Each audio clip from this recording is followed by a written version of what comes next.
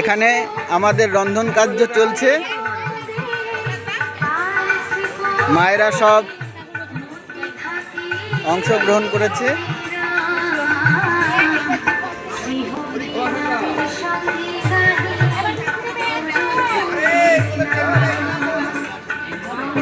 বিস্তর আমবাগানের মধ্যে অনুকূল পরিবেশে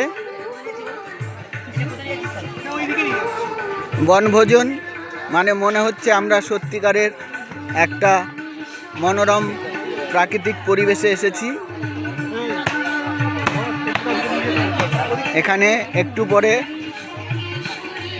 সৎসঙ্গও হবে, ঠাকুরের নাম সংকীর্তন হবে, সেই সাথে পিকনিকও চলবে।